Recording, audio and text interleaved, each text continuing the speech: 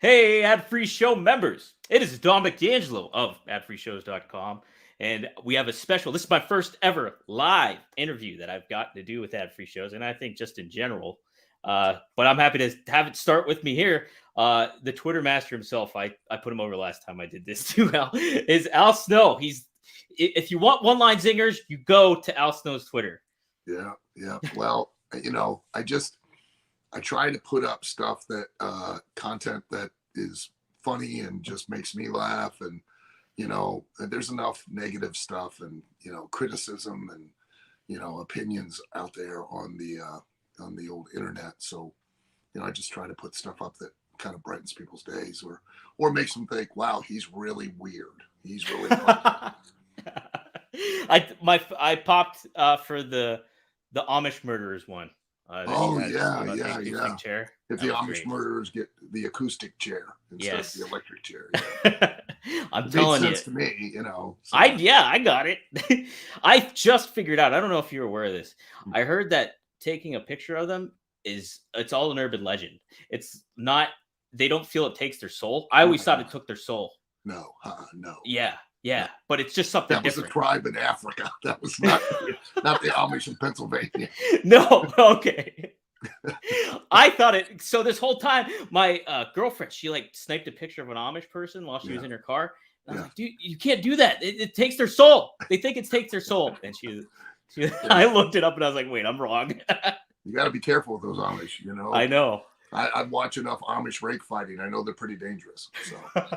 Geez, and they're pretty good at bowling too. If you ever seen Kingpin. Oh yeah. They know how to handle some balls. They do. Oh, no doubt. Well, they have so many children. Yeah, right. I can't talk. I have 6 kids. I don't have a farm. Why am I continuing to propagate the species? I have no idea. What is happening here? Yeah. Do you know why I was running a little late? I had a meeting run late, and I had to go stop by the grocery store. And a woman in front of me paid with a check. Now, look, I'm old, but I am not paid with a check old. I mean, for Christ's sake. I mean, who pays with a check anymore? I mean, it's like when she started making it out, I was like, what are you doing? And I couldn't even fathom what she was doing. And she's writing the cashier a note. No, she was paying with a check. So, was it a demographic that people don't enjoy? Or that ratings that television doesn't enjoy? Was she part of that demographic? Yeah. Well, I worked the cashier. I used to work at Whole Foods before. That was my shoot job. And I was on the cashier. And I tell you what, people, they count pennies, they count everything, and they want it. Holy smokes. Another beast. Yeah. But wrong. Yeah, exactly. Well, the last interview I did was via WrestleZone, and you put in my head that Steve Blackman wanted to murder Christian. And that was like, you let Christian know. I got to ask, two-part question. One, is Christian dead? And 2, did Steve Blackman murder him? Well, 1, I'm not really certain. If Steve has any part in it, he's probably tied up somewhere and being slowly tortured. So Steve's an awesome individual. He's a great guy. He really is. I was such a fan of Head Cheese. I loved Steve Blackman, just the contrast between you and him. It prompted me to go to Big Lots when I was with my brother, and I took a Christmas wrapping paper and I chased him down like Steve Blackman, and then we got security called on us. Tremendous. So yes. But I gotta ask, how's the OVW life been going? What's new with that? What do you have planned here coming up in 2023?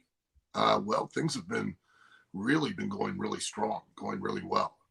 It takes a process and it takes time to build an audience, and we're really starting to get back where we were pre-pandemic days. We were starting to get that momentum and building an audience, and we're really starting to now. At the first week of the year, we ran an all women's Rumble, and on Thursday night for TV, and drew a tremendous house and tremendous ratings for the show. The women did great. And then that Saturday we did a pay-per-view on Fight. And we, did the all men's Rumble. And we sold out. We had standing room only, and actually had to turn people away at the building. And each week since, it's just been solid attendance. We're doing a TV special this Thursday night, and that features Jesse Goddard's and EC3 versus Cash Flow and Mystery Partner, and then we've got a lot of big matches that are on that show, and we'll use that as a springboard. I typically try to run a schedule of every 4 to 6 weeks a TV special, and then every 4 to 6 weeks from that TV special, I try to run a pay-per-view. So it gives me a span of enough time creatively to see what's working, and I can capitalize at the TV special and use it to go further into the pay-per-view, or creatively I can pay it off and go in another direction before I need to go to the pay-per-view. So it seems to be working pretty well, and we just keep expanding. We've got, between Fight TV, of course, we're on live every Thursday night from 7 to 9 p.m. Outside of WWE and AEW, I think we're the only ones that do weekly live television. Oh, how about that? Yeah, and then with our partner, we have our national partners with YTA, Action Channel, Game Plus, the Lily Network. We have about 7 different national networks that all combined, we reach about 100 million homes across the United States, and into Canada as well with Game Plus. So, that's a great avenue for us to continue to build the brand and to, get the exposure that we need. So between that and Fight, we're doing, really well. Then we just have we started our winter semester for the trade school, because OVW Academy is the only, actually accredited by the State Office of Proprietary Education as an actual trade school for wrestling, professional wrestling, sports entertainment, and broadcasting in the world. So, no way, that's great. Yeah, so I'm really proud of that. It took a lot of work and a lot of time to get that accreditation, and I'm very proud of it. So, well, cool. Before I get to questions, I'll follow up, with OVW getting all this national broadcasting opportunities and certain things like that. Yeah. Have you kind of considered maybe changing the name from OVW, or is there the aspect? There's a lot of people relate with OVW with a lot of legendary names that go through there too, and how it all got brought up. Yeah, it's such an established brand name. It's really Ohio Valley Wrestling, but because I'm trying not to regionalize us. I strictly use the acronym of OVW on TV and in wherever we're at, and merchandising and etc. So, it's always been OVW. It will always be OVW. There's a lot that would go into it that would make me want to consider changing the name, and I just don't see it very likely. One of the biggest is that, we're a week ahead of SmackDown on consecutive episodic television. So, I would not want to lose that, because if I change the name of the program, well, then it starts back at 1. And, we're at 1,200, and I think this week is 1,221 consecutive episodes of weekly television or something like that. So, wow. Yeah. Yeah, you don't want to lose that then, that's for sure. No. And, OVW is a very, it's been renowned. I mean, it's been the birthplace of, Cena and Batista and Brock, and, but it's been the birthplace of probably, when you really think about it, probably I'd say we probably have 200 alumni that went on to have careers in WWE, but even more that have went on to have careers both on a national and international stage that haven't been seen on WWE. So, we have a very long history of success in developing and teaching the skills that allow someone to pursue a career in professional wrestling and take advantage of any opportunities that come their way. And that's a big thing too, is like it doesn't necessarily have, and you've said this before on interviews and everything like that. Just because you're not with WWE does not mean you did not make it. Like, Correct. No, mhm. no. You can still have a career. You can still be very, very successful. You know, you don't, WWE obviously is the biggest, the greatest, the best platform there is to really market yourself. And that's what a wrestling promotion is for, is for you as the wrestler to use that platform that the promoter provides to, make, sell yourself. Make, it's a commercial is what it is. It's not a wrestling match, it's a commercial. And you're the product. And there's no better place than WWE. I mean, it's amazing. From a So, presentation standpoint, yeah. but if you know that any opportunity you get is an opportunity to sell yourself. And I tell all the young talent out there that these days they have a tool that we didn't have years ago, and that's social media, And I know everybody, downs social media, but let me tell you something. Whether you're a wrestler or not, social media is not the problem. You are. Right. How you use it is, you are the problem, and how you use it. You can use it any way you want. It's fascinating to me that you can be anything you want on the internet, and so many choose to be douchebags. It's right. Like, what for?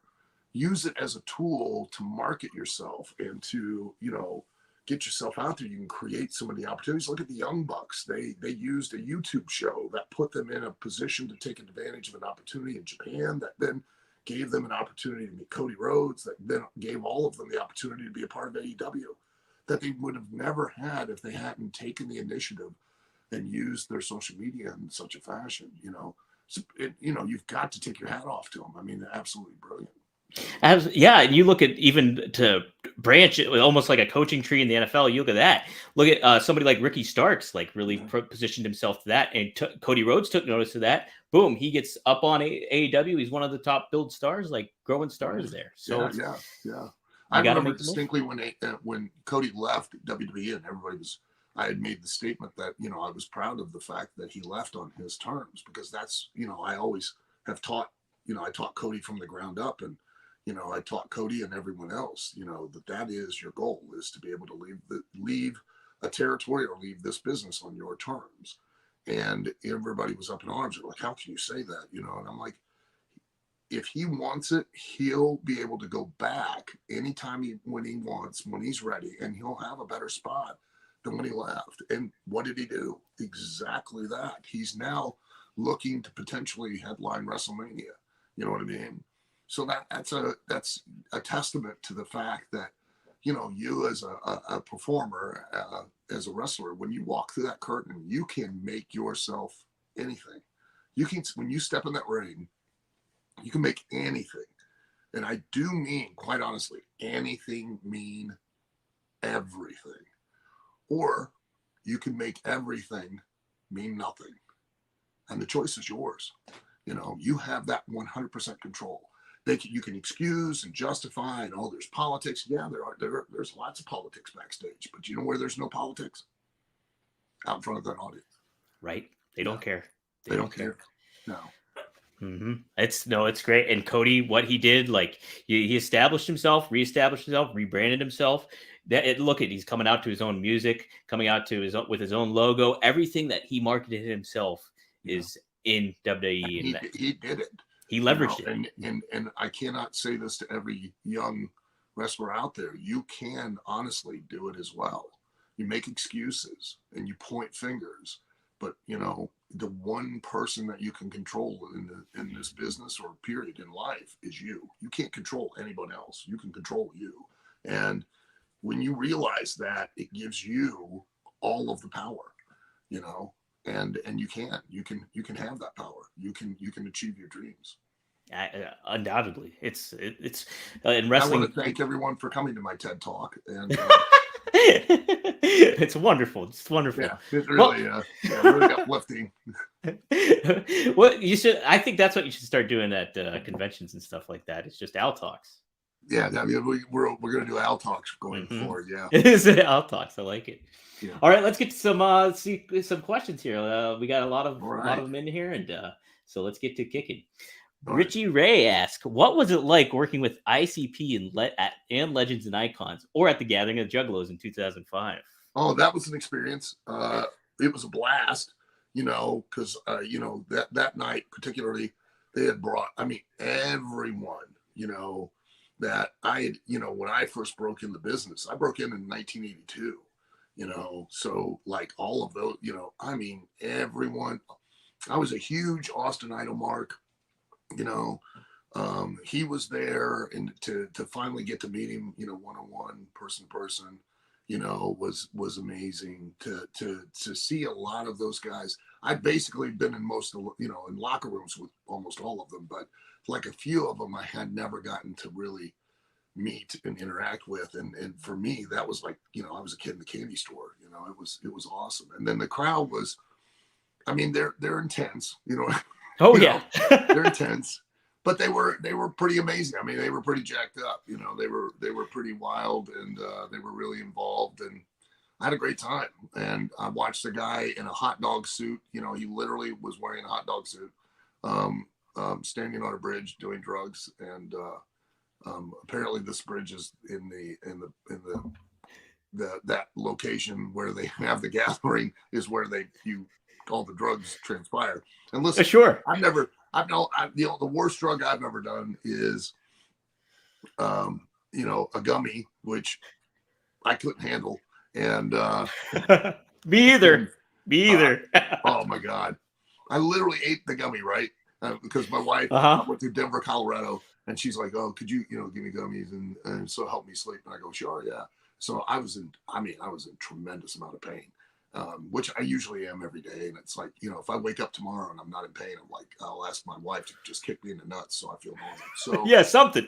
yeah, so I can feel. So she goes, if you're hurting, take a gummy. I go, okay. So I eat it. Then I'm sitting at a friend's house in Denver, and I'll never forget this. I felt fine, right? The pain kind of went away.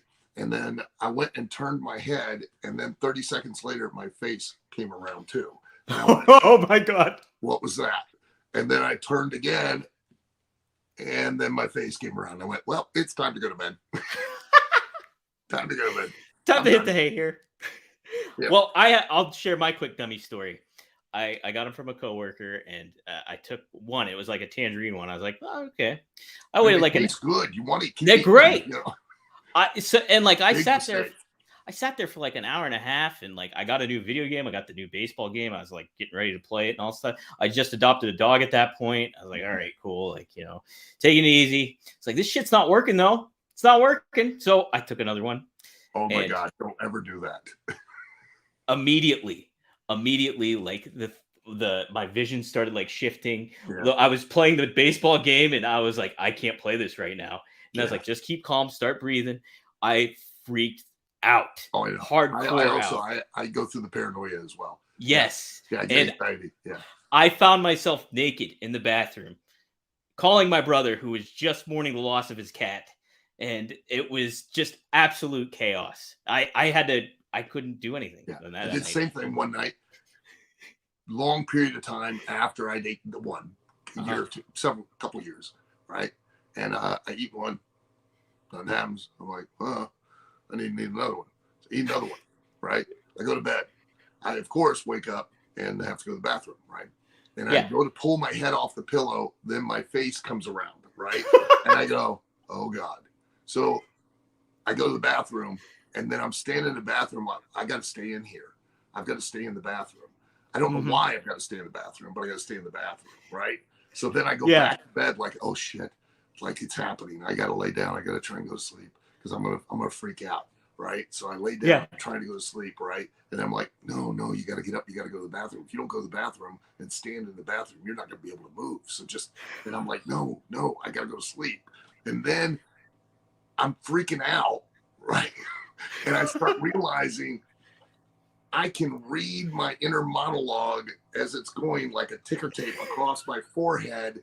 And I'm like, that's odd. And it goes, that's odd. And I'm oh my God. Oh shit, I really have to go to sleep. And then it took a couple hours, and I finally went off. It took me forever. It was Oh I yeah. had to recuperate for like a day. I It don't was know. I not don't know good. how people do that shit. I really I'm don't. not doing that shit anymore. Me either. Me either, Nope. brother. All right, next question. Yeah. This is from Adam Arpin.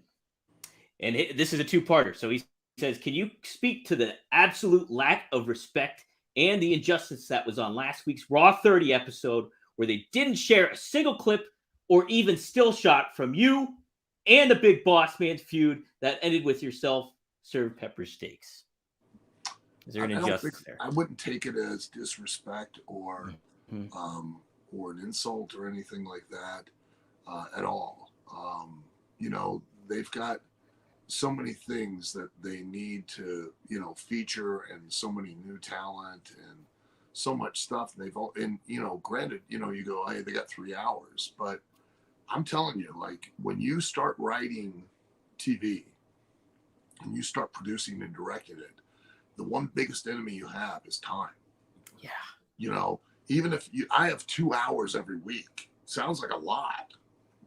And every week I'm struggling to try to fit sufficient pieces of the puzzle, give them sufficient time to tell a proper story or a chapter in the story, or, you know, or whatever I'm trying to accomplish that particular week. And it's not easy. So I completely understand. And, you know, that, and, you know, that they have to make a choice as to what they're going to feature and what they're not going to feature. And I don't blame them. I would have made the same choice. I wouldn't have featured myself. I would have featured some other things that were much more prominent. And that's like, hey, and what the main goal of that product is to get your own product over and the current product over. So any way you can do that, that's the mindset to have. Right. Yeah. What do you think, to follow up kind of in an indirect way about that? I feel that time, not only time, but the amount of people that they have, I think that's AEW's big course of problem, is addressing that. Where do you think that? Do you think that's their main issue? Like at their roster size and laying that all out to make everybody fit and seem significant, I think their biggest problem at the moment. It's a couple things, both for AEW and WWE, and that is that the first and foremost, I always try to say something that's a little controversial that might, you know, stir some attention up. Sure. And I'm not saying it to just do it, but I know that when I bring this up, somebody is probably going to get butthurt. So it happens. It's the way it goes. Yeah. It's wrestling business. So Everybody's got. Oh yeah. If there's one thing wrestlers are, ultra sensitive. Yes.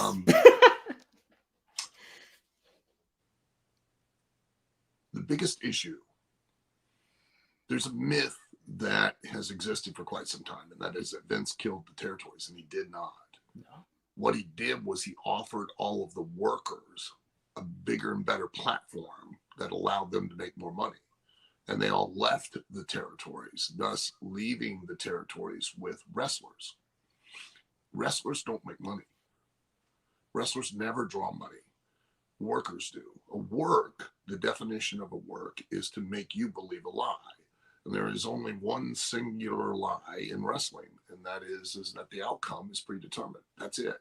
So when you think of selling in modern day, the performers or wrestlers today believe that selling is acting like you're hurt. And nothing could be further from the truth. Selling is selling that lie, convincing the audience of your intent and the consequence of what's been done to you, that it may lead you to possibly lose the match. That's not being done anymore. We don't have workers in the wrestling business anymore. We have performers. And in wrestlers, we do not have workers. And as a result, that makes selling professional wrestling a lot more of a challenge. And because the performers don't sell you their intent, they don't sell who they are. When they are given the opportunity, they sell what they do, and you'll never relate to that. So, you know,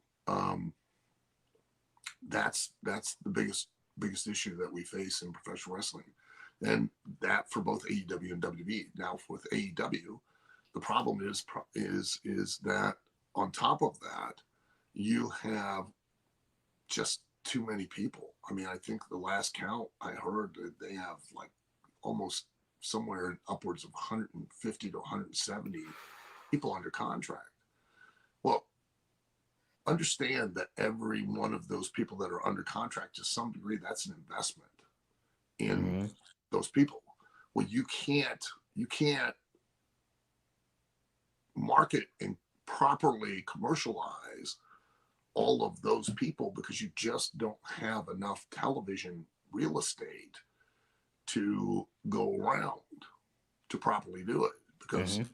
let's face it, when you have the television real estate, you can only sell one. When you watch a commercial for any other product, if there's a commercial for a car, that's all they're selling you is just that car in whatever manner they decide to do it. If he's selling you beer, they only sell you beer. They don't try to sell you beer and chips. They don't try to sell you a car and a hot dog. Right. They sell you one single thing at a time. The reason why is because you can only effectively sell one thing at a time. The more you broaden the spotlight, the dimmer it gets, the less effective you sell. So when you have that much of a multitude of talent on your roster, there's no way to effectively sell all of them. And if there's no way to effectively sell all of them, there's no way to capitalize on all of them and then therefore get a return on your investment. And what they really need to do is pare that roster severely down and then really laser focus on those that they want to really sell and then do so. Keep enough depth that you've got enough to where when you need to build somebody, you have those that are significant enough that can do the favor and allow the that person to climb the ladder. Mm-hmm. And but don't have it so deep, that like water in a pool. Keep enough water to where you can dive, but don't keep enough in there to where you might potentially drown. Right. Mm-hmm. And the same goes for your roster. So that would be my biggest piece of advice for AEW is to just streamline and narrow the focus, and then that way you can more effectively sell what you have.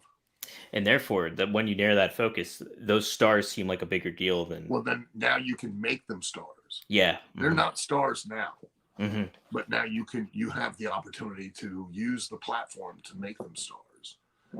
That's ultimately that's what the platform is for. Whether it's WWE, AEW, Ring of Honor, Impact, GCW, MLW, OVW, the platform is to give the best opportunity for the talent when they walk through that curtain to capitalize on that opportunity and make themselves a star. No promoter makes anyone a star. Doesn't happen. The performer, the wrestler, makes themselves a star, and then the promoter and the wrestler capitalize on that, exploit it, and they make money. So, and again, that goes back to once you walk through that curtain, it's 100% on you. So if you're not getting the results that you want, then what do you personally need to change? Not what the promotion's doing with you. What do you need to change? What are you not giving the promoter to allow the promoter to elevate you in a fashion or make you, if I want to book you against the heavyweight champion, you've got to sell yourself like you could potentially be the next heavyweight champion 6 months prior to that. 8 months, a year prior to that. You got to start carrying yourself like a champion. You've got to start wrestling like you're a champion. You may still be losing, but you're starting to already do the once upon a time, so that when I finally come to you and go, I want to, start building you to work a run for the heavyweight title, everyone in an audience accepts the fact that you could be in that title picture. Again, harken back to what we had originally said in the conversation, back to Cody. Cody has done that. And that's why now you wouldn't have accepted Cody as a potential, main event WrestleMania when he was there the first time. No, But yeah. now, based on when he left and what he did in New Japan and what he's done in AEW, ROH. Now it's not outside the realm. You go, oh, Cody should main event WrestleMania. If he'd have done it when he was in the first time he was there in WWE, there would be a massive uproar right now of why the hell are they doing that? Blah, blah, blah, blah, blah. Now it makes complete sense. Look at Sami Zayn. Yes. Same thing.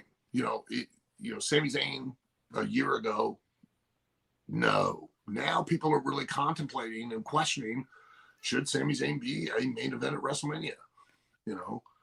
Why? Because of what he has done, given with what he was given, and that's the lesson. So it's something that everybody can learn from, and it's always a learning process. But especially if you're running a mainstream wrestling product, you have to focus on what makes everything so important. And to your point, it's time. You have to market and sell yourself to the casual audience. Mm-hmm. Not to the niche audience, not to the wrestling audience. You've got them. You got them already. They're always going to understand, because there has been a loss of this understanding.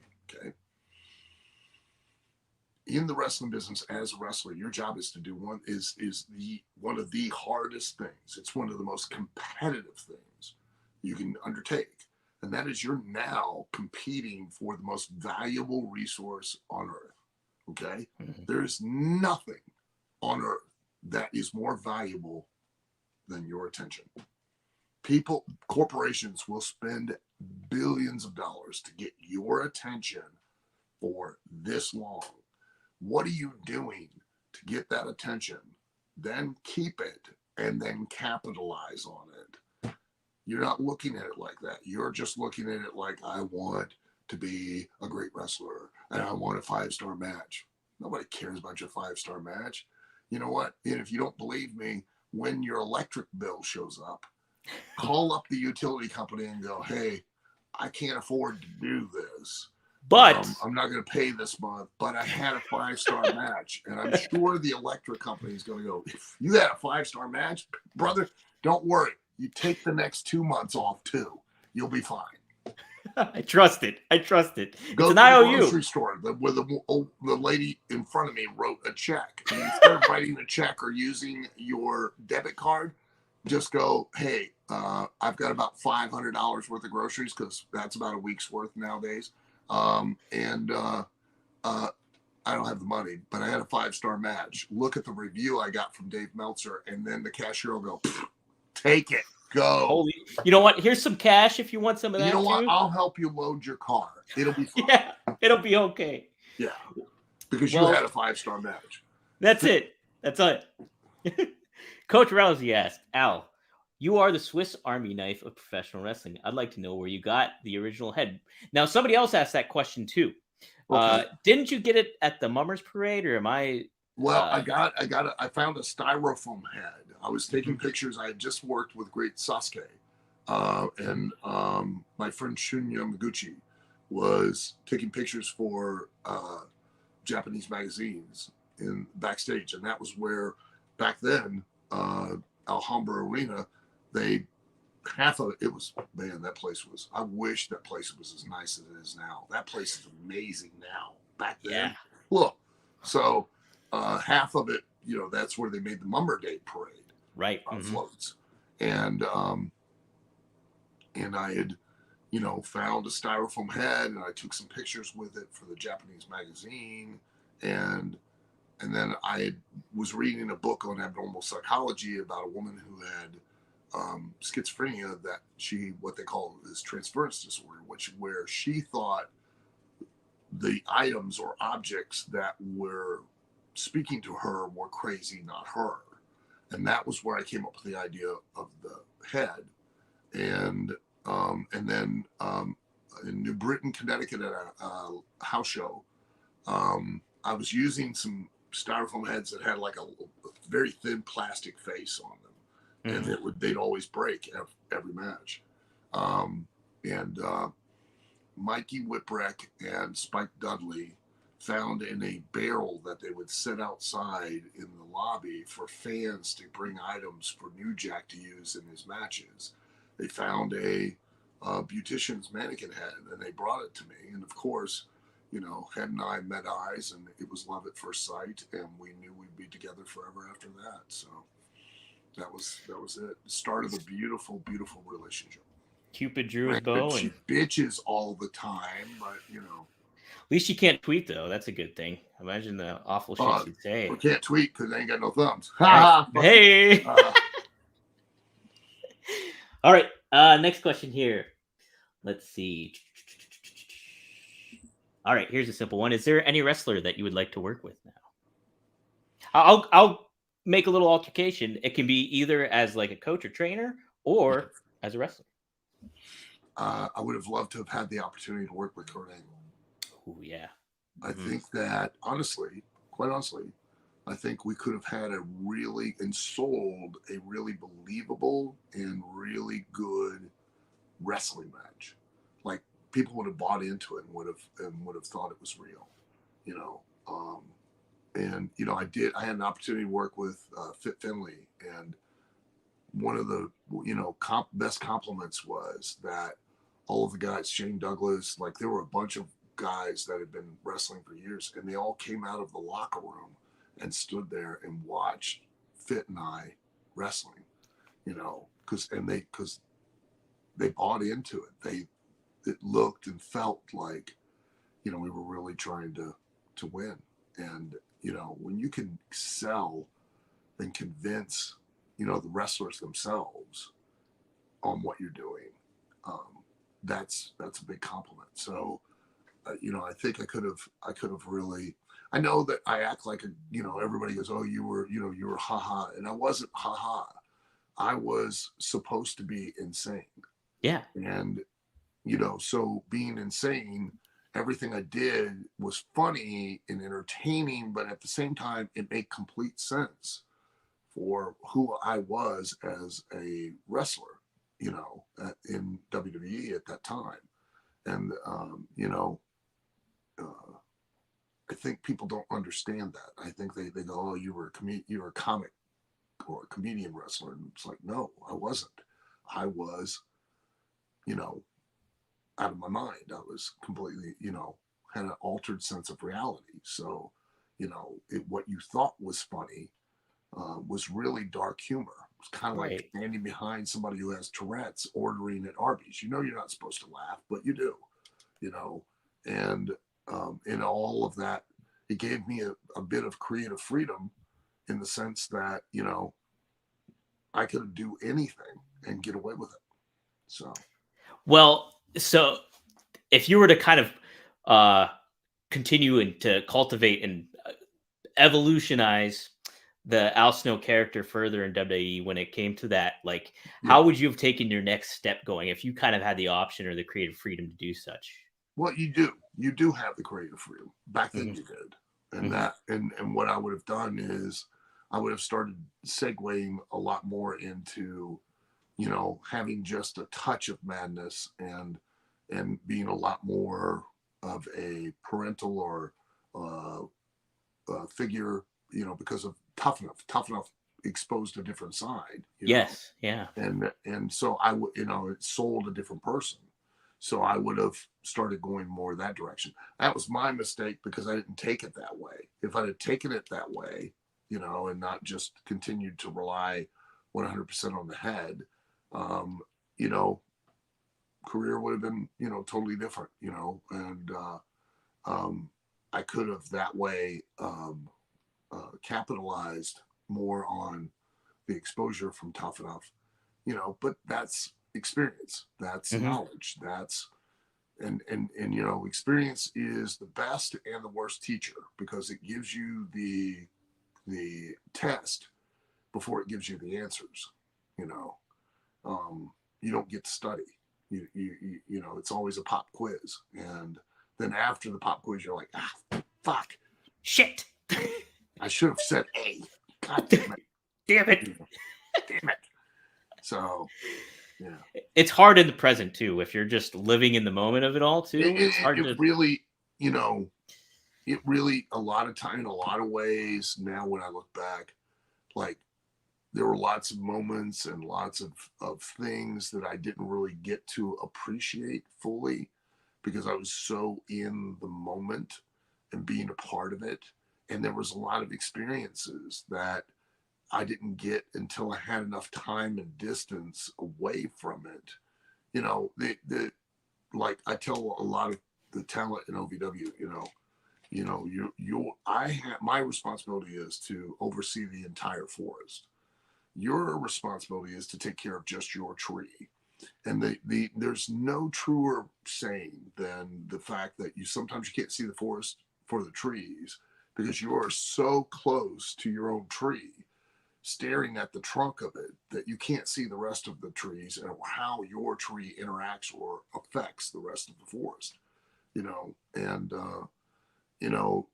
it's not until you get that removed viewpoint that you really start to see the bigger picture. And it's unfortunate, it's too bad. And it's unfortunate because in the majority of wrestling, it's not a very verbal business. It's more of a tactile business where you're just put in a position. Like, I'll be honest, like, I was put into so many different situations in WWE and given zero, and I mean absolutely no direction at all, none. And if somebody had come to me and go, hey, wait, hold on, we need to pump the brakes. We're trying to do this with you. We're trying to go this way. Here's what we're trying to accomplish. Here's what's the business, the purpose, the reason for what we're doing. I could have done so much more with just a little bit of direction, but they assume that the wrestler should know and a lot of times wrestlers don't. They don't see the bigger picture. They don't understand, you know what I mean? And it's very backwards in the wrestling business. In film or other avenues of entertainment, there is a producer or a director, even in music, that dictates, that directs, that drives what creatively the performer does. And in wrestling, it's more the opposite in a lot of places where, they completely rely on it to the point to where they don't even really talk or interact with the talent in regards to direction and what they're hoping to achieve. And that's one thing that I do in OVW with talent is I really try to, hey, this is what I need. I don't go through and the talent are responsible for their match. The only time that I, really go, I need this, is because specific match. I need this in the match to do this on the finish so that I can go this direction with you. So please give me just that. Whatever you do around it, you do. But this is what I'm going for. And I try to give that kind of direction so that the talent understand. But you'd be surprised. Like, I was never spoken to. I was never given any direction. You know what I mean? I remember showing up at TV one time and they were like, oh, you're going to walk out, like you're acting like you're Vince McMahon. And Vince is going to come out and hit, and ball shot you. And I'm like, okay. Or what, you're in a cage match with Jeff Hardy and you're going to drag, Matt's going to come down to the ring because you're going to drag Terry Runnels into the ring and lock the door, and Matt's going to come down and you're going to, smack him off the cage. Okay. That's it. Yeah. Nothing else. Not why are you doing it? Not, hey, and you're in a pre-tape right before it with Stephanie and Hunter. Okay. Not, here is what we're trying to accomplish, and here's what we need you to do. No conversation. Nothing was mentioned about anything. It was just, Here you go. You're in this. And you find it out when you get to the building. No in advance. Hey, want to let you know on TV, here's what we're looking for. Here's what we're hoping to do. Here's why we're putting you in this situation. Here's what we're hoping you accomplish. None of that conversation ever takes place. Ever. I don't know if it does now, but it should. You know what I mean? It should, but my whole time, my whole career with WWE, nothing. Literally nothing. Baptism by fire. How much different, things would have been if they'd have just come and had a conversation, but they didn't. And I don't know if it was because they didn't like me. I have no idea. I really, when I think back about it, I'm like, God, how absurd is that? You know what I mean? Just how ridiculous. Yeah, I think it's a lot of like forethought or people just not thinking at the time. And there's just like, I mean, I was not there, obviously. I was there for what? 6 on TV for like 6 or 7 years. Yeah. You didn't, at no point in time in 6 or 7 years, think to have a conversation ahead of time before you sent somebody out on national television to go, Right. Hey, this is what we're trying to do. Here's why we're trying to accomplish it. And here's how you play a factor in it. Nothing. And I'm not using that as an excuse because I've made that statement a couple of times before. Mm-hmm. Like, oh, you just point the finger. No, I'm not. I just don't understand how the mindset is of why you would do that. I don't get it. Yeah, it makes it so counterproductive and all that stuff. It does. It doesn't help you achieve the goal or the purpose of what it is you put me on TV for that night. And it could have been so much more. It could have been so much better. It could have, I could have played more of a factor in getting the business of whatever that segment was done. But it's just, I don't know. I think that's why fans fantasy book so much too. Is they like, oh, so many missed opportunities that could have been happening. Here's why fans fantasy book. Mm-hmm. We live in a day and an age of information. Mm-hmm. Okay. Having access to information does not mean that you have knowledge. Unfortunately, too many, and I mean on every topic and subject, too many people assume that because they have information to any degree, no matter how minute some of that information might be, they have real knowledge about any given topic. Let me explain something to you. And I've said this before. Information allows you to conjugate an opinion. And an opinion is the lowest form of human knowledge. It requires no empathy. It requires no sympathy. It requires no research. It requires nothing to conjugate an opinion. That's why everyone has one, because it costs nothing to get and it costs nothing to give. And your opinion's worth exactly what it cost. Nothing. You have an opinion. If you have real knowledge, it is because you have a commensurate amount of experience with the information, i.e., you could go to medical school. Mm-hmm. And dependent upon what you want to pursue as far as your specialty, as far as where you really go to focus as far as medical practice, okay, it goes anywhere from 8 to possibly 10, 12 years. Right. Okay? When you graduate, you're not a doctor. Just so you're aware, when you graduate medical school, you are not a licensed physician. You're not a licensed physician until you have a couple of years of residency training. That means hands-on experience under supervision by another medical professional. And that means you've gotten the experience to couple with the information you acquired. Now you have real knowledge to be a doctor. That applies to everything in life, guys. I hate to break it to you. It applies to everything in life. I could go to Lowe's this weekend and buy a faucet or a new toilet and install it. That doesn't make me a plumber. Nope. Nope. I can install a ceiling fan. Doesn't make me an electrician. I mean, that's true. That's extremely true. And it I can be. can go on YouTube and, learn how to repair my TV or my cell phone. It does not make me an IT tech. No. So the next time you want to espouse your opinion, especially in a public forum, about, oh, I know this, like you actually have any real knowledge, think about it for a second and then kind of draw yourself back. You know what I mean? Pump the brakes and realize you have information. That's all you have. That's You it. have no real knowledge because you have no real experience.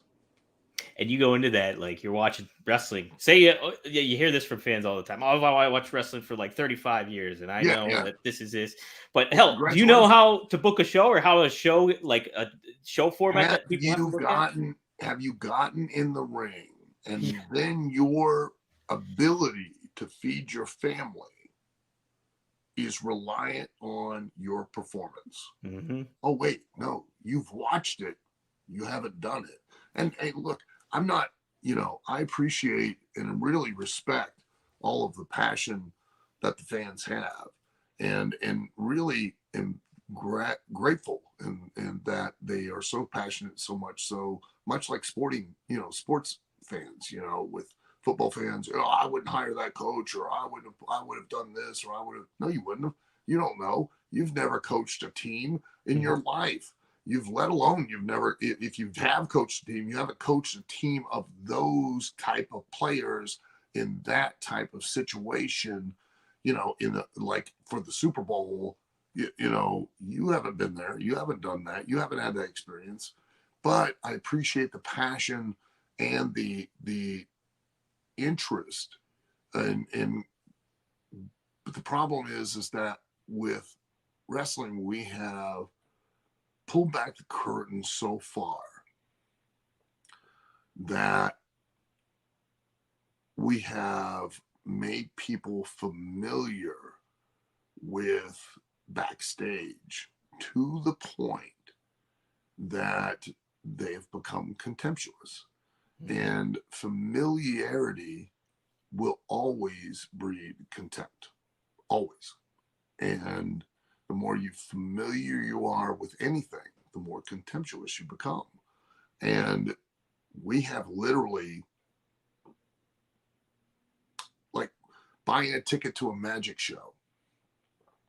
There's one thing that's intrinsically not real about magic, and that is that the magician is up on stage altering the laws of physics or recreating reality. It's not real. Okay. What? It's not? But, hate to bring it to you.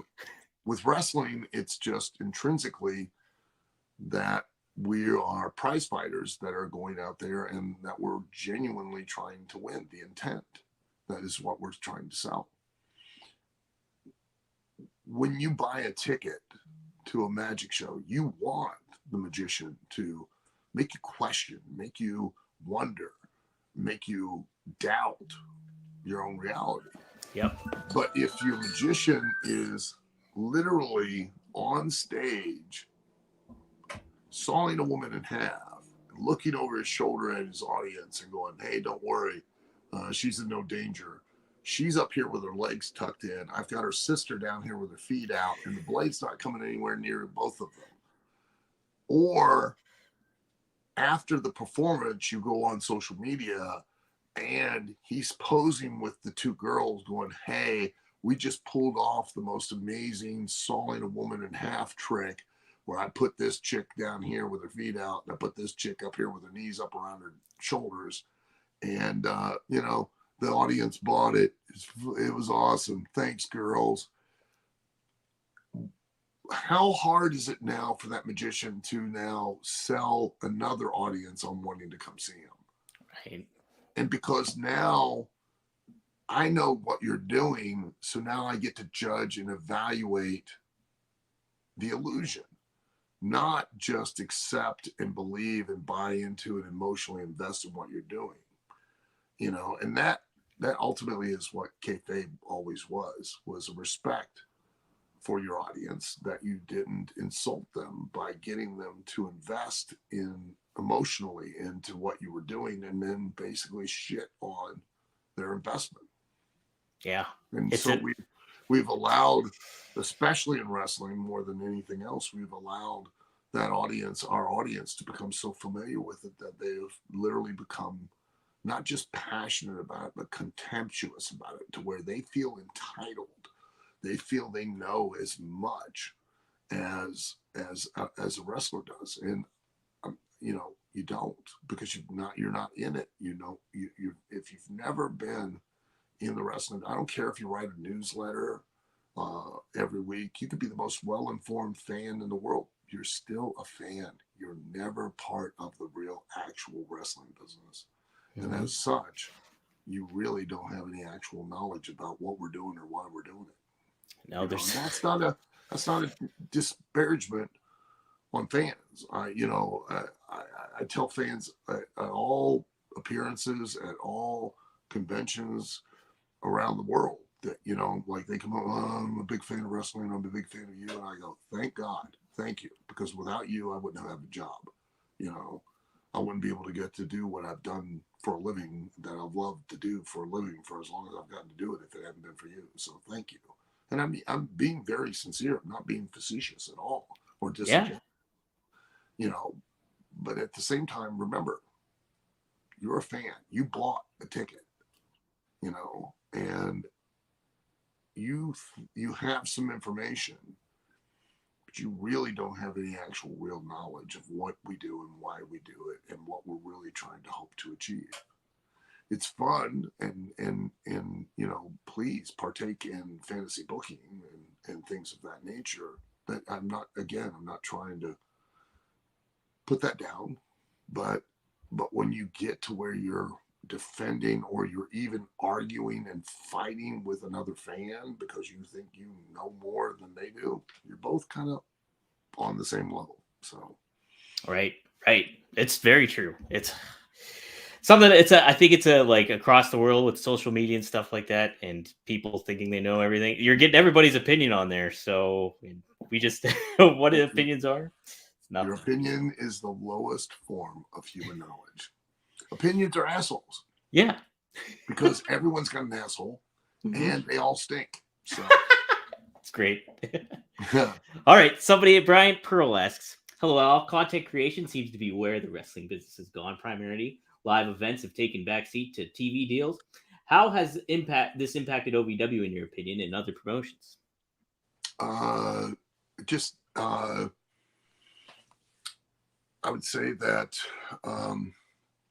as far as OVW is concerned, from the time that I took over, I started redirecting the business plan to try to monetize our television show as much as possible. Which is the right thing to do. I mean, I have a building that I run live television in Louisville, Kentucky, that seats about 435 to 40 people. I have a population center of 1.5 million people.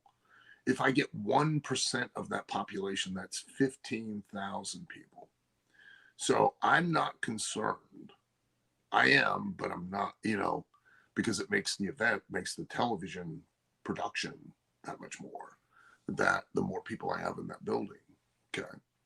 But business wise, I'm not concerned about the 435 people, the 435 seats, I should say. I am concerned about the 435 people or 450 people who are in that building. I'm not concerned about the seats as much as I am concerned about the 4,500 that potentially could be behind that camera, or the 45,000 that could potentially be behind that camera, or the 450,000 that could be behind that camera, or potentially nationally, internationally, 4.5 million people that are going to want to watch the product. And that's just good business, because that's just, ultimately I'm trying to direct everything I do to as large an audience as possible. And, and especially in the way that I do it, which I've been vilified in wrestling, because there's this belief that, wrestling has changed. And I always say, well, if it's changed, it's evolved, it's developed, it's grown, and it always is, always will be, because one, it's an art. Okay. It's the art of physical storytelling within the context of a competitive situation. That doesn't change. That doesn't alter. What does change, what does alter, is the level of sophistication of your audience. So the art has to become more sophisticated in order to sell the context, the storytelling within the context of a competitive situation. That these wrestlers are prize fighters, and that the wins and losses have a consequence. They have gravity. If you don't do that, then you're not doing the art of professional wrestling. But there's a belief, because of the fact that I'm vilified because of my stance in modern wrestling, that oh, you're old school. And it's like, well, no, I'm not, because unless you've come up with a different lie that we're now trying to convince the audience of, it's all the same school. How you go about doing it is 100% up to you. But you're still ultimately, throughout the ages, selling the idea that you're out there attempting to win and not lose. Okay. And the more effectively you can sell that, and key point is who you are as a wrestler. Okay. Because that's the only two things that an audience is ever wanting to pay to believe in, is who you are and why you're doing it, not what you do. Until you can come up with something different, it hasn't changed. So what I'm saying applies today as it did, 40, 50, 60, 70, 80 years ago. It doesn't, you're not reinventing the wheel. It's still round.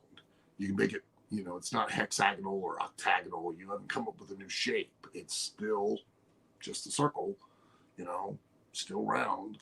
And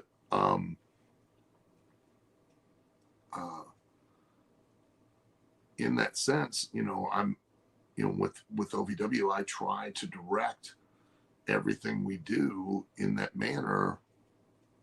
And I let the talent, they're free. You can ask any of them. They're free to do what they want as much as they want. I just direct them to sell just the outcome, sell just who they are and why they're doing it, so that I can appeal to the broadest audience possible. So that I can, Carl the plumber, okay, he's 270 pounds, he's 6'2". He used to play college football, right? And he's flipping through the channels, and he happens upon wrestling. Now, he only wants to watch it if he can believe in these people. That's it. So I'm going to try to direct OVW to try to make Carl believe in them. That way I catch Carl. I'm not looking just for the wrestling audience. I'm looking for Carl and everyone else, and Carl's wife.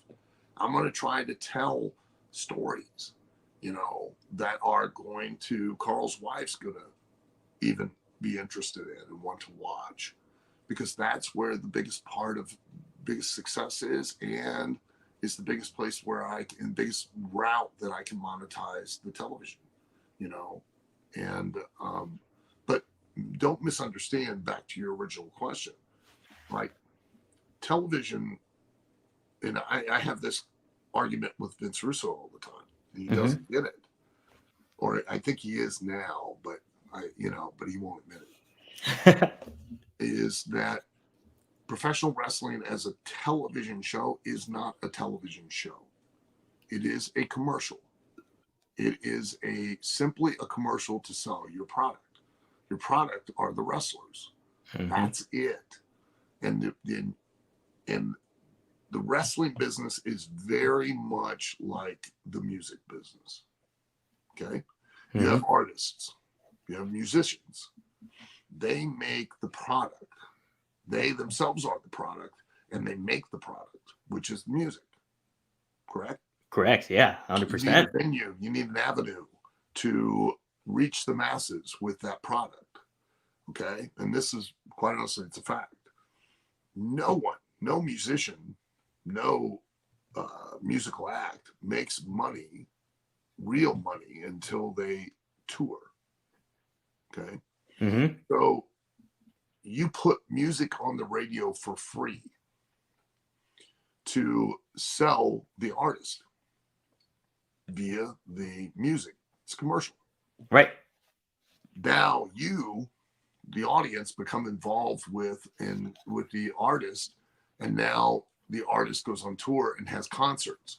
That's where they really sell music. They sell and they make money, is the tour, the concert, the merchandise, the licensing, all driven from that live event experience that now drives you to want to listen to more of that artist's music on the radio. That then drives your interest to attend more concerts by that artist and buy more merchandise, and that allows them to parlay that into more endorsement deals, etc., because they've become a brand unto themselves, all because you put their music on the radio for free. We put a wrestler out in front of an audience on TV to sell the wrestler the product, and then we give them that live event experience that then in turn drives ratings, because more people want to watch that wrestler on TV, and they now want to see him on pay-per-view and also want to buy his merchandising, which leads to licensing, endorsement deals, etc., etc., etc. It's a one big circle. And it gives that wrestler now opportunities outside of the wrestling business and other venues of entertainment, of acting, films, etc. Because at the end of the day, everything that is done with you as a performer is an investment of time, money, and effort. And the only reason they're going to, as you go up the ladder, the more they have to invest to get, they want to ensure they have a return. And the way they ensure that they have a return is that you have an audience that's willing to consume whatever you're in any form or fashion. And therefore, you now get opportunities outside of music, wrestling, etc., to now sell your product, which is you. So that then the investor goes, he's already got, or she's already got this established audience. We'll try them over here and see if we can't broaden that audience and make even more money off of them as well. Man, that's a great comparison too. And it's spot on, because people attract to the sound of music or what they like, but then they dive in deeper. You look at somebody like, I'm just throwing out there, somebody, I like the Doors. So like you look at Jim Morrison, and he's got the looks, his own cadence, his own, style. The Doors have their own sound. You go from that, boom. It's like, okay, they make money on the tours. You're buying you. They're buying you the product. They're buying you who but you they are. Get that.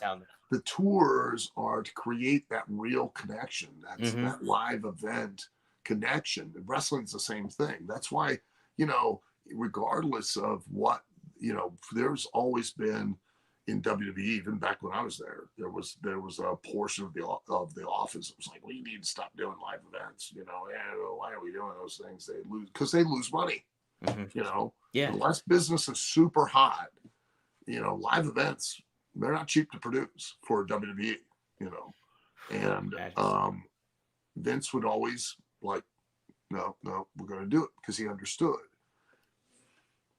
An audience that gets that live event experience now motivates themselves and more other people to watch their television product, and also to buy their pay-per-views, and also then to buy merchandise and etc.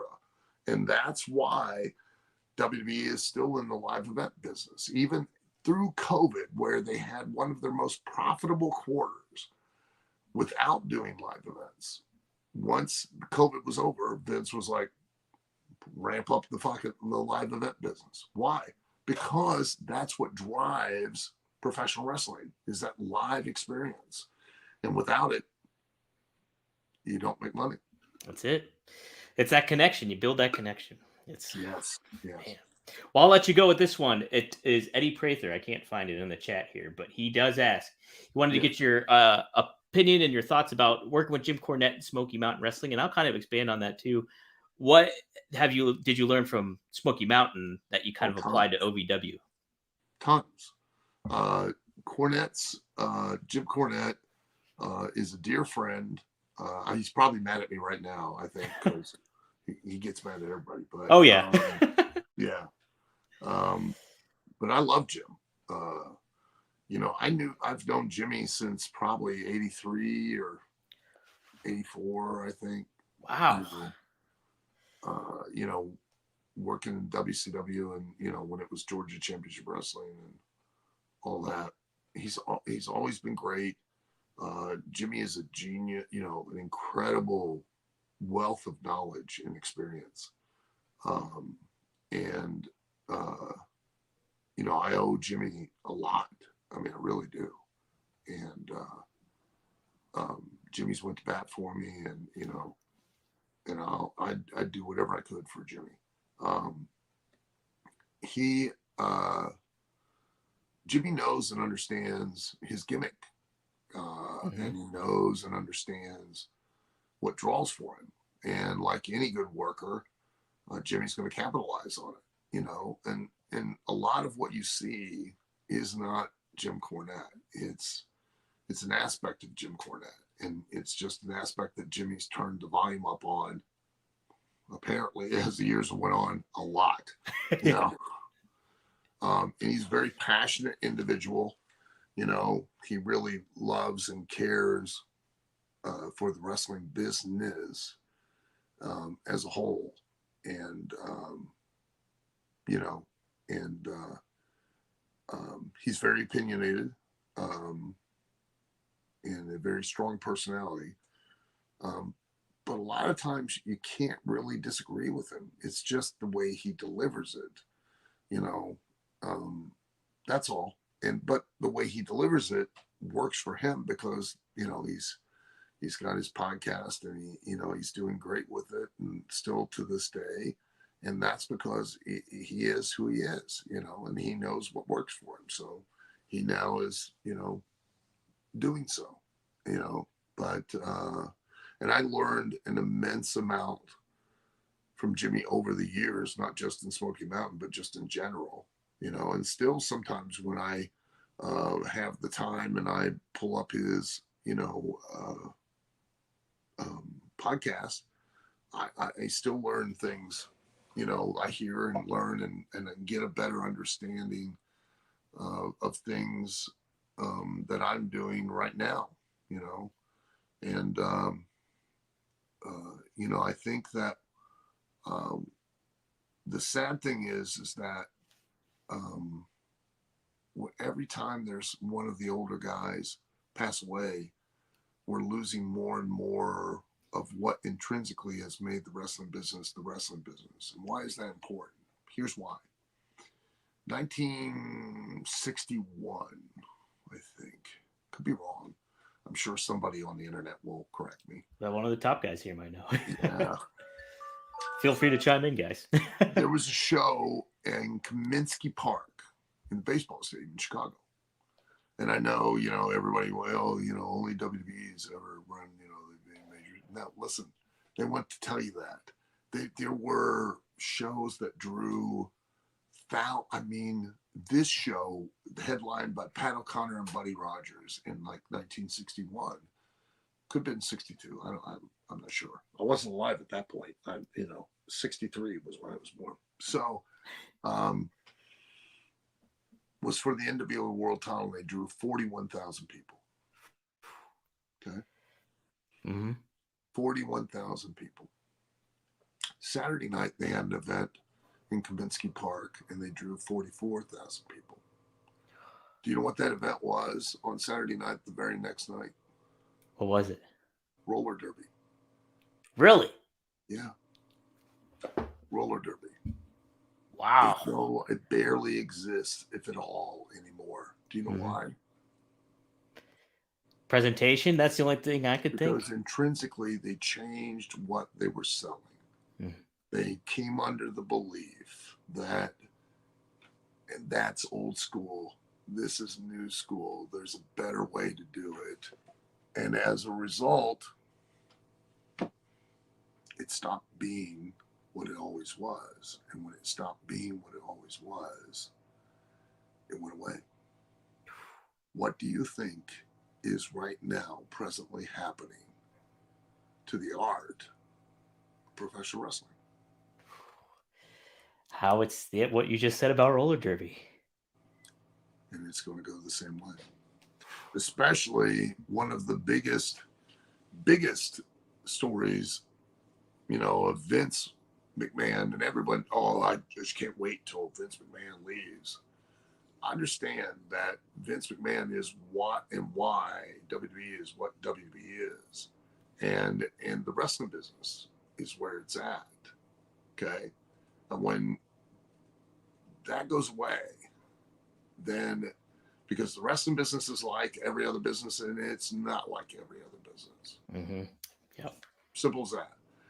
So you either know it and understand it and feel it through experience and not real knowledge, or you don't, and then it becomes something else. And when it becomes something else, something that has been a piece of the fabric of American uh, culture, you know, um, for over 100 years, is going to at some point probably go away. It's going to go the way of roller derby. It's going to cease to be because so many young performers who have information are going to think that they have a new and better way to do something, and they're going to say that intrinsically we're not going to sell what an audience always has bought and paid to believe in, because contrary to popular belief, people have known in the United States at least that wrestling was predetermined since the fucking 1920s. Right. Yeah. It's been Not forever. not not when Vince went to New Jersey, athletic commission, and no, since the 1920s. And since the 1920s, wrestling has had ups and downs, but thousands upon thousands upon thousands of people have continued to support and be a part of professional wrestling for one reason, because they got what they bought, which was the ability to believe the lie. And, you know, all of the modern day performers believe that they've completely reinvented the wheel and, vilify people like myself for making statements like this, you know.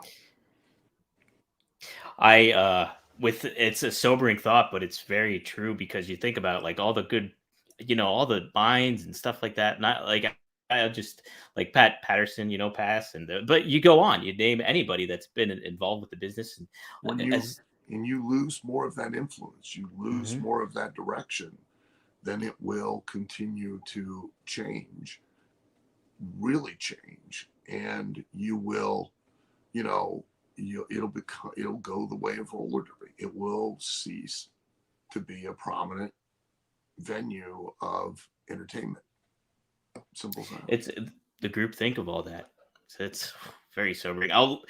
I just want to follow up real quick with that is that I know Vince McMahon's an enigma. Nobody really knows him like to a certain level, except like very close people and everything to that, and even that, up in the air. But just knowing from your experience and everything like that, do you think his mindset keeps that in mind about when he's selling the company, or do you think it'll be a matter of like, hey, if Disney wants to buy this up, if people that don't know the wrestling business want to buy this up, I will sell it. He was so, yeah, Hmm. because he's at a point where he was pushed out, and honestly, because of his own irresponsibility and actions, Hmm. he was pushed out, but he now, I think, clearly has a pending sale that was on the table. Otherwise, he couldn't have leveraged his way back in. And it's a substantial, benefit. Otherwise, he wouldn't have had the stroke, the power, the ability to walk back in the door.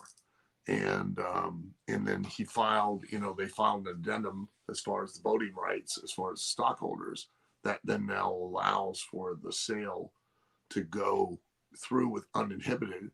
All those things wouldn't have taken place if there wasn't already a very substantial offer on existing. And I think he's going to sell it, because at the end of the day, it's his thing, and he's going to go out on top. He's not going to let it, go under somebody else and then watch them, destroy or ruin what he's done. So, if he can't have it, no one can, type of thing. Yeah. Yeah. Well, geez, Al, I thank you for taking the time. Thank you. Yeah, it's been great. I'm sure we can reconnect again. Get your plugs out of the way too. What OVW, obviously. OVW, you can check out on Fight TV or numerous national networks every Thursday night, 7 p.m. to 9 p.m. live. If you have more interest in OVW, you can go to ovwrestling.com. If you're interested, God only knows why you would, but if you want to become a professional wrestler, you can go to ovwacademy.com. We are the only accredited by the State Office of Proprietary Education as an actual trade school for sports entertainment, professional wrestling, and broadcasting in the world. There is no one else that has that accreditation. If you want to follow me on social media, don't know why, but hey, I know why. I think I'm pretty funny. You're pretty funny. You can follow me at The Real Al Snow. That's on Facebook, Instagram, Twitter, TikTok, your mom's diary. My mom's got it down. It's I don't know. There's been some fakes out there, and if you fake being me, all you're gonna get is me sending you a message going, "What are you thinking? Aim the bar higher." If you're gonna fake being a celebrity, why would you not want to be Brad Pitt or George Clooney or something, Nimrod? So, jeez, golly, I mean, boy, talk about short aspirations. Anyways, if you let's see, let me think here. Collar elbow. A comic book out, the Ballad of Al Stonehead, and I also have The Adventures of Al Stonehead, two separate titles, and they are the Ballad of Al Stonehead is true to the character, the wrestling character, but it's in a post-apocalyptic world where I have a detective agency, and I overhear that a waitress has lost her heart, which I take as that, like, a guy stole her heart. So I go on the case and I want to retrieve her heart back for her. I have The Adventures of Al Stonehead, where I team up with Chavo Guerrero Jr. in a Western, and he is riding Pepe the Stick Horse. And then I've got one out just recently with Jesse Goddard from Big Brother fame, Mr. Spectacular. We're in the 1930s circus, and I have a bunch of little me's that I control at my command, and they attack people. Shit. And then I have a future ones coming up with Scotty Tuhati and Tommy Dreamer. Tommy Dreamer is a Prohibition era gangster one. So they're all true to the character, but they're wrestling characters, but they're not in a wrestling venue. They are all individual stories that are completely outside of the wrestling world. That's BrokenIconComics.com. You can check that out. I have my book of memoirs. I wrote a book about my experiences in wrestling, and that's self-help, the life lessons from the bizarre professional wrestling career of Al Snow. You can check it out. I wanted the title to be "How Do You Take Shit and Make Shinola and Other Life Lessons I Learned from Wrestling," but the publisher didn't go for that one. The marketing campaign would be tough. Didn't go for that one. I don't know why, but yeah, I thought it was great. So, all right. And I think that's about it. I think, I've got action figures that are out with Chella Toys, Chella Toys. They're a wonderful, company over in the UK. Check those out. And that's about it. So Collar and elbow too. Collar and elbow. Collar and elbow, yes. I have my own clothing line. You can go to collarandelbowbrand.com. If you go there, find designs, use the code word snowman, you'll take 10% off of your order. If there's a sale for 30% off, let's say, if you use the code word snowman, you'll get 40% off because you'll just add the 10% off the 30% off. So wow.